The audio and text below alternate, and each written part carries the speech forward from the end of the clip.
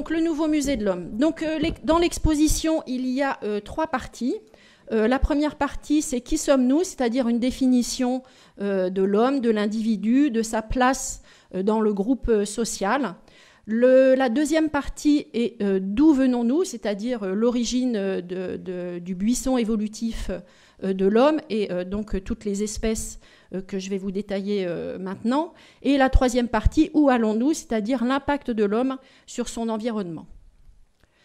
Donc les messages qu'on a voulu faire passer dans cette deuxième partie, d'où venons-nous, c'est tout d'abord que l'origine de l'homme se situe en Afrique, qu'il y a une contemporanéité des espèces, donc qu'il peut y avoir plusieurs genres d'homininés qui coexistent en Afrique avant l'apparition du genre Homo, avant, c'est-à-dire à 2,8 millions, donc où on va trouver des paranthropes, également des australopithèques et aussi le genre Homo, donc sur un même territoire, et ce territoire correspond à une savane arborée. Ensuite, tout au long de l'évolution, on va avoir plusieurs espèces du genre Homo qui vont coexister dans l'ensemble du monde, dans des espaces géographiques qui seront différents.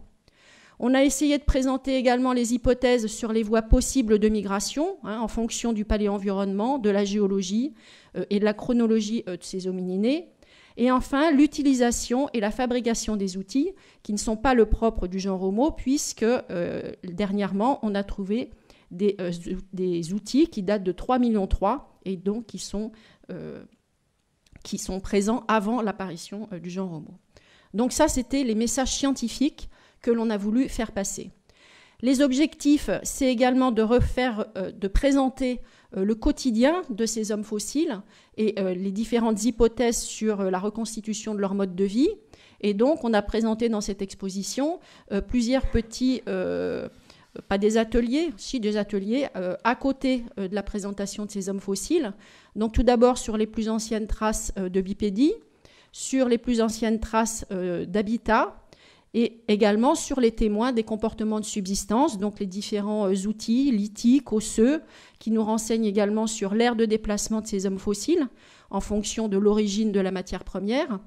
Si autour du gisement, il y a le quartzite dans laquelle l'homme fossile a taillé ses outils, ou si au contraire, il a été obligé de faire de nombreux kilomètres pour pouvoir récupérer cette matière première. Et également sur les restes fauniques, donc s'ils présentent des cut marks, c'est-à-dire des marques anthropiques ou pas. On a également présenté les témoins de la maîtrise du feu. On essaye de se renseigner sur le régime alimentaire et également sur les comportements symboliques. Donc là, il s'agit des sépultures et de l'art mobilier ou encore l'art rupestre. Et également, on a essayé de présenter des vitrines avec des petites vidéos où on essaye d'associer le geste à l'outil, la façon dont ces outils sont fabriqués, sont utilisés et donc reconstitués pour la chaîne opératoire, donc pour pouvoir la comprendre, savoir comment les hommes fossiles ont taillé ces outils. Alors les choix scénographiques il n'y en a pas beaucoup. On a essayé de s'en tenir aux faits. Et alors donc s'en tenir aux faits, c'est ne présenter que ce que l'on a, c'est-à-dire les restes d'homininés fossiles tels qu'ils sont, c'est-à-dire parfois une demi-mandibule, un fragment de fémur, et de montrer au public les objets sur lesquels on travaille, qui ne sont pas des squelettes entiers. Et donc, on n'a présenté absolument aucune reconstitution dans le musée. On a essayé de retracer la démarche scientifique qui a permis d'acquérir les résultats et qui peuvent être différents selon les disciplines, et donc faire comprendre au public que notre étude est une étude pluridisciplinaire et que c'est l'ensemble des résultats de toutes les disciplines qui nous permet de comprendre cette évolution et ces comportements des hommes fossiles. Et enfin, évidemment, on a essayé de rester neutre et de présenter les différentes hypothèses de travail qui ont permis d'aboutir à un consensus scientifique, et c'est ce consensus que l'on présente. Alors donc, on va commencer une petite visite de cette deuxième partie du Musée de l'Homme, qui commence derrière cette envolée de bustes qui représentent donc des bustes de tête, de bustes, quoi, qui ont été moulés par les ethnologues qui partaient sur le terrain et donc qui sont présentés ici et qui représentent la diversité des hommes actuels. Donc cette deuxième partie commence derrière cet envolé de buste et elle commence ici par une vidéo sur laquelle on a essayé de faire comprendre au public et en particulier aux enfants le déroulement du temps. Donc cette vidéo démarre à 4,5 milliards d'années et l'enfant qui se trouve ici et devant ce pylône, là il y a une manette et donc il faut qu'il tourne. Et donc quand il tourne, les années défilent et donc il se rend compte que 65 millions d'années, c'est les dinosaures et que ce n'est pas du tout l'homme et que donc il y a un grand espace de temps entre les dinosaures et l'homme, puisque les premiers représentants du buisson évolutif sont datés de 7 millions d'années.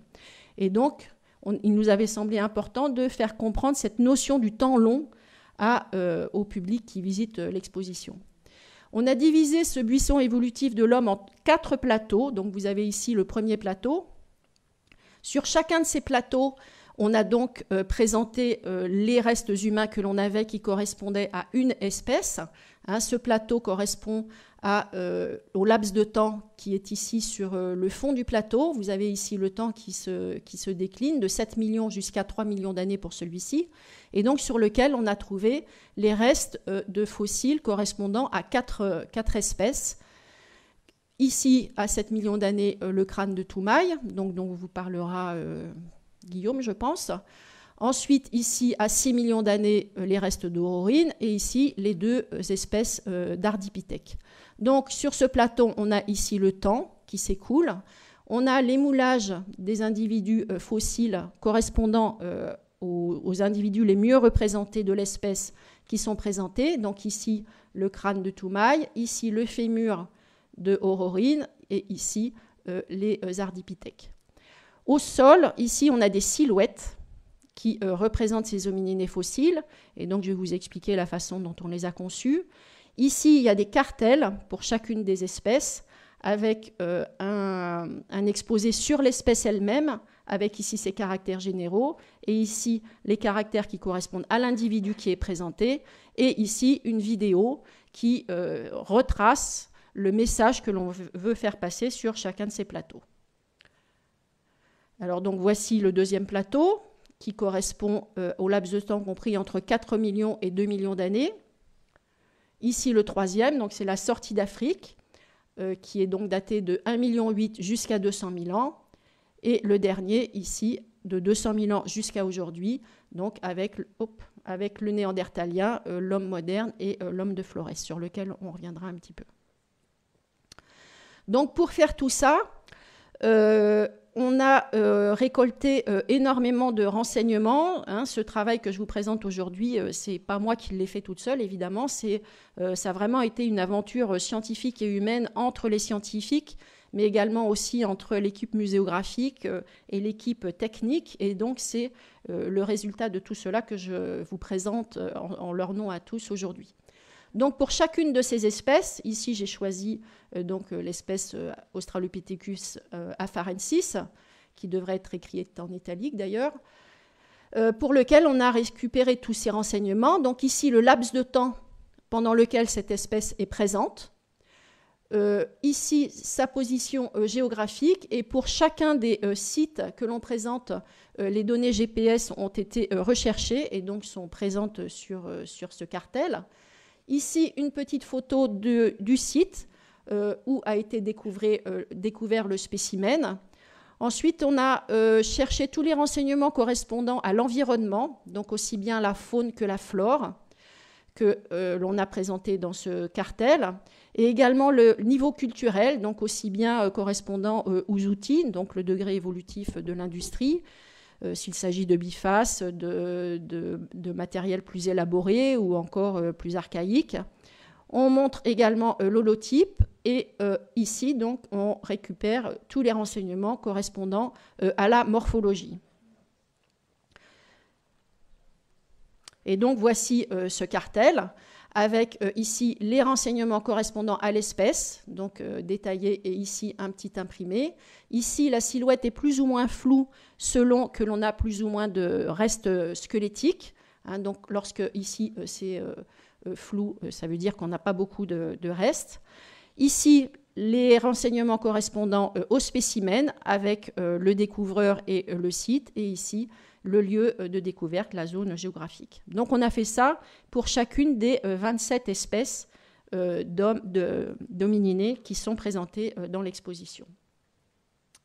En ce qui concerne les silhouettes, donc selon que l'on a beaucoup ou pas du tout de restes représentés correspondant à l'espèce, on a fait des silhouettes qui sont différentes. Par exemple, ici pour le crâne de Toumaï, dont on n'a que le crâne. Donc évidemment, on ne peut pas faire une reconstitution de l'ensemble du corps à partir du crâne. Donc la silhouette ici est très floue, avec les mains dans les poches, si je puis dire, puisqu'on ne sait pas comment il se tenait. Et si par exemple, comme ici, on a beaucoup d'éléments du squelette, on s'est permis de faire une silhouette qui était plus dynamique. Donc vous voyez, on s'est amusé ici à numéroter le degré de représentation de chacun des squelettes pour savoir ce qu'on pouvait se permettre comme représentation. Et donc, voici ici le résultat, par exemple. Et donc ici, un squelette qui correspond au squelette de Nario-Kotome, qui, vous voyez, est très très bien représenté. Donc il s'agit d'un adolescent qui a été attribué à l'espèce Homo ergaster. Donc pour la petite histoire, ce squelette, lorsqu'il a été découvert, on a estimé son âge à 13 ans, d'après la stature que l'on avait estimée à partir de calculs sur son fémur. Donc 13 ans, et puis donc ça c'était dans les années 1990. Et ensuite, de nouvelles technologies ont été mises à notre disposition, et en particulier l'analyse des structures dentaires internes. Et à partir des résultats de ces analyses, l'âge attribué à cet individu est de 8 ans seulement. Donc vous voyez qu'il est très grand, et donc la conclusion qui s'imposait est que le rythme de croissance de ces espèces plus anciennes est beaucoup plus rapide que le nôtre. Donc je ferme la parenthèse, tout ça pour en revenir à notre silhouette qui est ici sur le sol. Et donc vous voyez que sur cette silhouette, il y a de nombreuses couches qui se superposent. Et donc la silhouette est dynamique, donc ce qui veut symboliser qu'on a une représentation assez précise donc, de cette silhouette et de cet individu en particulier. Ensuite, on a élaboré des petites vidéos. Ces petites vidéos prennent en compte plusieurs caractères. Donc déjà, la position de l'espèce par rapport au buisson évolutif de l'homme qui est celle du chimpanzé, hein, qui va évoluer de la même façon, donc que l'on a représenté ici. Je vais vous montrer cette petite vidéo. Et donc, sur chacune de ces vidéos qui correspond à un plateau, on a donc l'ensemble de l'arbre évolutif qui va s'allumer, et ensuite seules celles des espèces sur le plateau qui vont rester bien visibles. On a également les caractères morphologiques qui vont être présentés, ainsi que l'environnement. Donc on a fait des recherches sur l'environnement par rapport aux résultats palynologiques, donc les pollens, les charbons de bois, etc., dont Vincent Le Breton vous parlera certainement tout à l'heure, et également à partir des restes fauniques et bien sûr de la géographie. Donc je vais vous montrer une seule de ces petites vidéos, juste pour vous montrer la façon dont ça fonctionne, mais il y en a pour chacun des 4 plateaux. Donc voici l'arbre généalogique, l'arbre phylétique, avec donc toutes les espèces qui se sont allumées, et qui est compris donc entre 7 millions d'années et 0, et l'actuel, et donc les 4 espèces du plateau qui sont restées allumées. Ici, leur position géographique, donc vous voyez uniquement en Afrique, qui apparaissent donc selon le temps, 7 millions d'années avec Toumaï et 4 millions 4 avec les ardipithèques. Leur lieu de vie, donc qui était une savane arborée, avec des zones boisées et des points d'eau. Ici, une représentation des espèces fossiles, telles qu'elles ont été découvertes. Et enfin, les caractères morphologiques qui nous permettent de dire que cet individu avait gardé une capacité à grimper dans les arbres, de par ses caractères, des membres supérieurs longs, des mains à phalanges courbes et un gros orteil qui est écarté, et qu'il était capable d'être bipède sur le sol parce qu'il a un bassin large, des membres inférieurs longs et un trou occipital qui est sous le crâne, donc la colonne vertébrale se situe sous le crâne, donc ça témoigne qu'il est bipède. À côté de ces plateaux, on a essayé de montrer les différentes étapes culturelles de ces individus. Et donc, sur ce premier plateau, bien sûr, c'est la mise en place de la bipédie.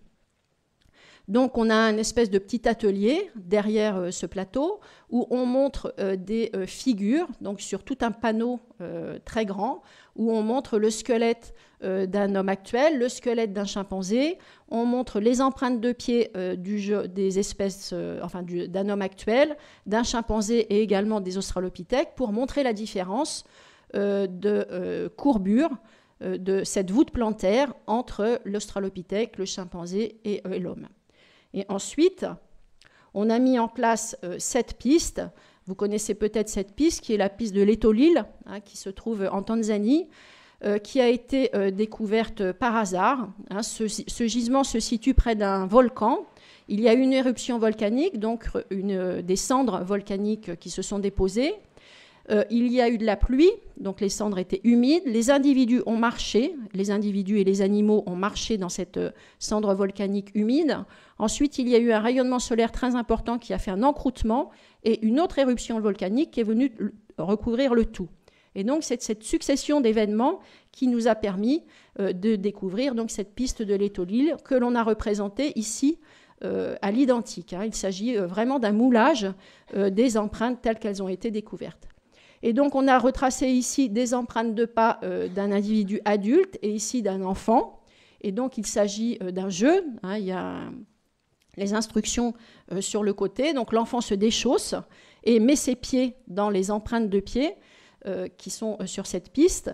Et donc, c'est pour lui montrer que la bipédie telle que l'australopithèque la pratiquait était différente de la nôtre, puisque vous voyez que cet enfant-là, il est obligé de marcher les jambes pliées et de faire de très grandes enjambées pour pouvoir mettre ses pieds dans les empreintes. Donc, c'est pour lui faire comprendre que l'australopithèque était bipède, mais que cette bipédie était différente de la nôtre. On a fait la même chose pour la main. Donc, on présente ici les caractères morphologiques des mains, et puis ici, il y a des mains de chimpanzés, d'hommes actuels et ici d'espèces fossiles. Et donc, on lui demande à qui appartient cette main, en essayant avec les caractères morphologiques qui sont présentés juste au-dessus. Et donc, il soulève le petit plateau, là, et puis il a la réponse. Pour cette exposition, on a également fait des reconstitutions de squelettes. Donc, vous voyez ici des reconstitutions de squelettes de Lucie et ici de Nariokotome, que je vous ai montré tout à l'heure. Et donc, habituellement, le squelette de Lucie, vous avez l'habitude de le voir à plat avec tous les os bien rangés dans l'ordre. Et donc, voici, pour la première fois, donc, ce squelette de Lucie qui est représenté en fait en 3D, que vous voyez ici de face et de profil. Et donc, vous voyez que ce squelette de Lucie qui est conservé à 100%, enfin, qu'on dit très complet, en fait, voilà, il manque quand même pas mal d'ossements. Il est conservé à 40% en fait. Donc voici ce deuxième plateau donc, qui représente les australopithèques. Donc entre 4 millions d'années et 2 millions d'années. Donc entre 4 millions d'années et 3 millions d'années, on va avoir de nombreuses espèces d'australopithèques. À 3 millions d'années, on a une crise climatique très importante qui va entraîner un assèchement et donc deux variations morphologiques qui vont être l'apparition des paranthropes, donc avec une robustesse très importante, d'une part, et d'autre part, l'apparition du genre Homo, donc avec la bipédie permanente. Sur ces plateaux, donc, on a essayé de montrer, comme vous le voyez ici, il y a le temps qui s'écoule, la contemporanéité des espèces. Par exemple, ici, à 2 millions d'années, on va avoir les derniers australopithèques qui sont présents, avec l'Australopithecus sediba, par exemple, les paranthropes et également les individus, les premiers représentants du genre Homo, donc qui peuvent être présents dans le même gisement et parfois même dans les mêmes couches. On a également essayé de présenter l'évolution culturelle avec les outils. Donc ici, une vitrine avec des outils qui peuvent être taillés dans du bois, dans des végétaux, donc qui ne se conservent pas. Donc pour bien faire comprendre au public que ce que l'on voit, les outils que l'on peut observer qui sont en pierre, ne représentent peut-être pas tout ce qu'il y avait de disponible à l'époque. On montre également des petites vidéos pour faire comprendre au public la façon dont on reconstitue la chaîne opératoire. Donc par exemple ici, on a ce galet, ce nucléus, avec tous les éclats qui ont été issus de ce nucléus, et on essaie de remonter le galet pour pouvoir ensuite reconstituer la chaîne opératoire de ces hommes fossiles. Ici, le choix des différentes matières premières. Hein, il y a des matières premières qui sont faciles à tailler et d'autres non. Et donc ici, les fameux plus anciens outils qui viennent d'être découverts et qui sont datés de 3,3 millions d'années et dont on ne connaît pas l'auteur. On a également présenté ici le site de Barogali qui se trouve en Éthiopie, qui date d'1,2 million. Donc la scénographe a décidé de couper les moulages en deux parties. Ici, c'est la partie qui représente le site en cours de fouille, donc qui est sur le côté là à gauche, en blanc. Vous avez ici les ossements, les outils qui ont servi à casser les ossements pour pouvoir en extraire la moelle et décarniser l'animal. Et donc ici, une reconstitution. Hein, c'est un peu gore, mais ça plaît beaucoup aux enfants, là, avec le sang qui coule. Nous, on trouvait ça un peu répugnant, mais enfin bon, c'est vrai que c'est un grand succès. Et donc, ici, une petite console avec la représentation de cet animal en entier et donc toutes les explications qui vont avec. Donc ici, c'est le troisième plateau, donc c'est la sortie d'Afrique avec les Homo ergaster, les premiers représentants du genre Homo hors d'Afrique qui ont été trouvés en Géorgie. Et donc, cette position géographique est très importante puisqu'elle se trouve au carrefour entre l'Afrique, l'Europe et l'Asie. Et donc ensuite, on va avoir des individus très anciens en Asie insulaire et également en Europe. Et donc, on représente toutes ces espèces ici. Et donc là, le but, c'est encore de montrer la contemporanéité des espèces, puisqu'on va avoir des Homo ergaster en Afrique, qui vont évoluer certainement vers les Homo sapiens archaïques. On va avoir plusieurs espèces en Europe, hein, avec les plus anciens restes qui ont été trouvés en Espagne, qui datent d'1,2 million. Ensuite, les Heidelbergensis que l'on va trouver un petit peu partout en Europe. Et alors qu'en même temps, en Asie, on va avoir le développement des Homo erectus. Donc ces trois espèces coexistent hein, et sont contemporaines. Donc voici cet Homo ergaster. Et toujours, hein, le dispositif pour mettre en relation toujours avec ces individus, donc l'évolution culturelle. Donc, en ce qui concerne ce plateau, l'évolution culturelle, c'est la notion de symétrie avec l'apparition du biface. Donc, c'est très important d'un point de vue cognitif, puisque ça met en évidence que cet individu fossile devait réfléchir avant de taper pour pouvoir obtenir la même chose sur les deux faces de son galet. On a également un dispositif pour les handicapés visuels. Donc vous voyez ici ce qui a été conçu concernant l'industrie, hein, pour bien leur faire comprendre la différence entre un biface et d'autres outils. Mais on a également des dispositifs concernant l'évolution morphologique avec des crânes qui sont présentés et des discours où on explique de façon sonore comment les malvoyants doivent toucher le crâne pour pouvoir sentir la différence entre les deux crânes qui sont présentés. Donc on a comme ça des pupitres hein, pour chacun des plateaux qui permettent aux non-voyants de pouvoir suivre l'exposition de façon très, très, très bonne. Sur ce troisième plateau, il y a également une acquisition culturelle qui est très importante, qui correspond à la maîtrise du feu. Donc pour une maîtrise du feu, il faut mettre en évidence qu'il y a des aménagements qui ont été faits par l'homme.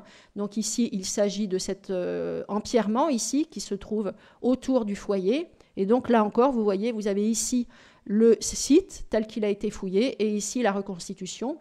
Et donc il faut mettre également en évidence que ce foyer a été alimenté par quelque chose, donc ça peut être du bois, ça peut être des algues, ça peut être de l'os cassé, dont on va retrouver les fragments calcinés ici et que l'on pourra déterminer. Donc les plus anciens foyers datent d'environ 700 000 ans, et ici vous avez une reconstitution qui date de 450 000 ans, qui a été trouvée dans le sud de la France. Et on arrive ici au dernier plateau. Le dernier plateau qui correspond à la période de temps comprise entre 200 000 ans et aujourd'hui. Donc où le but encore est de montrer, encore et toujours, qu'il y a plusieurs espèces qui sont contemporaines et qui coexistent. Donc ici, en l'occurrence, il s'agit donc du néandertalien en Europe, de l'homme moderne en Afrique et de l'Homo erectus en Asie. Donc là, on est à la fin de l'exposition, donc on est tout en haut, entre 200 000 ans et aujourd'hui. Donc vous voyez ici en noir le développement et l'expansion de l'homme moderne, ici le néandertalien en bleu. Et donc vous voyez son expansion au cours du temps, et vous voyez ici que l'Homo erectus donc, est présent sur l'île de Java, donc en Indonésie, donc en même temps que l'homme moderne et en même temps que le néandertalien. Cet Homo erectus va perdurer jusqu'à 70 000 ans environ. Et vous savez tous qu'il y a une découverte importante qui est l'homme de Flores, qui a été donc trouvé sur cette île de Flores. Et l'important de cette île, c'est qu'elle n'a jamais été reliée au continent, contrairement à l'île de Java, par le phénomène des glaciations et des interglaciations. Et donc, on ne sait pas comment elle est arrivée sur cette île. Donc, cet individu a été daté de 60 000 ans. Il a été découvert avec de l'industrie très élaborée, des traces de foyer. Et donc, vous voyez qu'il a une stature qui est très petite, un cerveau qui est inférieur à 400 cm3, et donc se posait la question de savoir d'où venait cet individu, pourquoi il était là et comment on pouvait interpréter sa présence. Précédemment, on avait trouvé un gisement qui était daté de 800 000 ans, qui avait livré de l'industrie, mais sans reste d'homme. Et donc, se posait la question de vraiment essayer de comprendre. Et récemment, il y a quelques semaines, des restes osseux ont été découverts sur cette île de Flores, à côté de ce gisement qui date de 800 000 ans, et ces restes osseux sont également très très petits. Donc l'hypothèse qui avait été émise comme quoi cet individu correspondait à un Homo sapiens pathologique a été balayée, et donc le consensus scientifique qui est adopté aujourd'hui, c'est que cet homme de Flores correspond à une évolution sur place de l'Homo erectus, puisque vous savez que sur les îles, l'évolution est différente.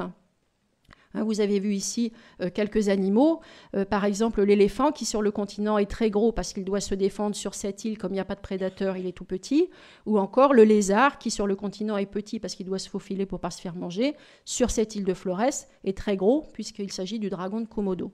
Donc on a estimé que cette évolution de cet Homo erectus vers l'homme de Flores donc, correspondait à cette évolution insulaire. Sur ce dernier plateau, on a également présenté la faune qui était associée, et en particulier le renne, puisque vous savez que le renne a été très utilisé, que ce soit pour sa peau, ses tendons, ses bois, ses ossements, également son estomac, sa vessie, etc., qui servaient de contenant. Donc on explique tout ça dans ces vitrines.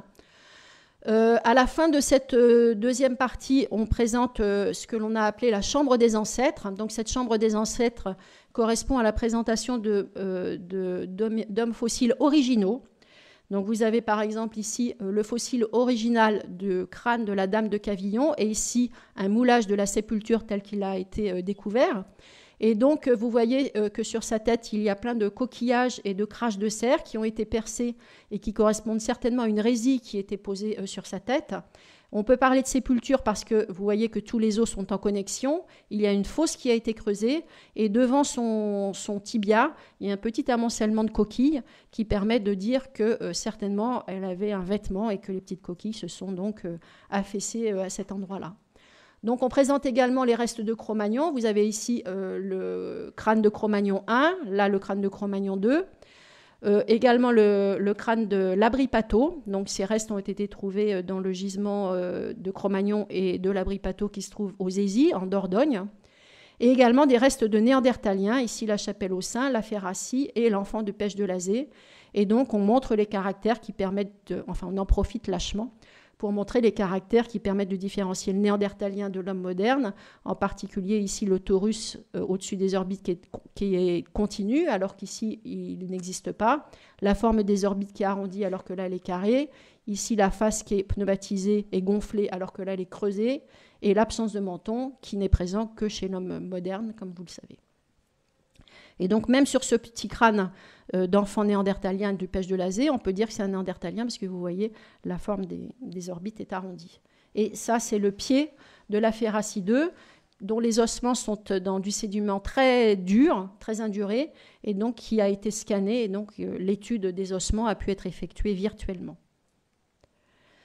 On présente également un grand panneau sur lequel défilent des centaines de diapositives magnifiques où les collègues ont expliqué donc, comment on étudie cet art rupestre. Donc vous voyez par exemple ici sur ce panneau les têtes qui ont été dessinées, ici les têtes et les pattes, et ensuite la reconstitution, enfin ce que l'on voit dans ces grottes. Et donc ici ce sont les sujets d'étude en fonction de ce qui est représenté. Également, on a une salle avec des restes originaux d'art mobilier, et en particulier la Vénus de Lespugue, ici le collier de Cro-Magnon, ici les fameuses craches de cerf, donc ces petites canines qui servent à rien, qui sont percées, et ici des Nasarius, enfin des coquillages, qui sont également percés, qui devaient servir de parure.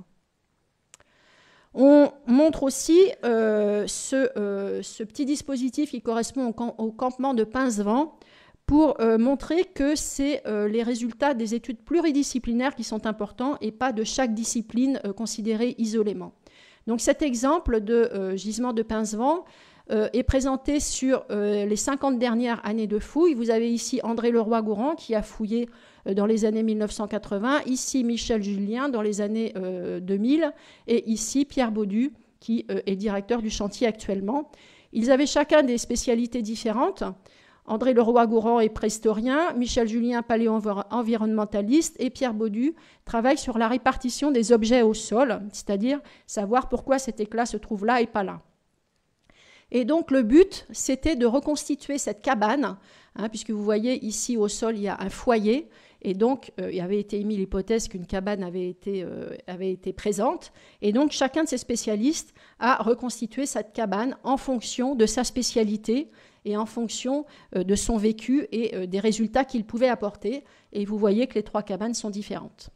Donc c'est vraiment pour faire comprendre au public qu'on ne travaille pas tout seul dans notre coin avec notre petit os, mais on fait partie d'une équipe et que c'est les résultats de l'équipe qui sont importants et pas uniquement les siens. Dans ce dispositif, donc dans la fin de l'exposition, il y a également un dispositif morphing néandertalien homme moderne, mais où on présente bien les différences morphologiques et qu'il y a un lien génétique entre ces deux espèces. Et enfin, pour terminer, ce musée, ce n'est pas simplement qu'un musée. C'est un musée laboratoire, c'est-à-dire que ce musée fait partie d'un département de recherche et les recherches des chercheurs alimentent ce musée. Et on a donc conçu un balcon des sciences que vous voyez ici, qui se trouve donc sous cette verrière. Et donc vous voyez qu'il y a deux panneaux. Ici, il y a les dossiers thématiques qui sont développés par les chercheurs, qui peuvent être présentés donc par des petites consoles différentes, des objets, où l'on présente des vidéos, ou des objets, ou des collections. Et donc ici, donc les dossiers thématiques sur un thème particulier, et ici les résultats de nos recherches.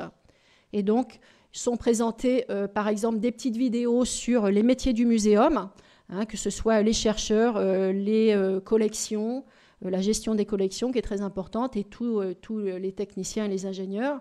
On a une autre vidéo qui présente les terrains de recherche qui sont fouillés ou étudiés par l'ensemble des chercheurs du Musée de l'Homme. On a également des petites vidéos qui permettent de retracer la façon dont on date des objets, des terrains, ou encore la façon dont on reconnaît, dont on peut reconstituer les paysages. Donc cette petite vidéo a été faite par Vincent Le Breton, qui certainement vous en parlera peut-être tout à l'heure. Et ici encore, c'est une actualité de la recherche, où ce crâne de Cro-Magnon, qui a été découvert dans les années 1890, c'est un crâne complet dont on n'avait jamais pu étudier le cerveau, puisque le crâne est complet, on n'avait pas pu faire de moulage.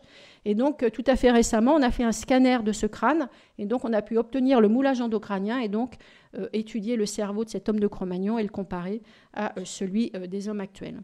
Donc vous voyez, dans ce balcon des sciences, il y a vraiment tous ces sujets qui sont abordés et qui font comprendre au public que la recherche, elle continue.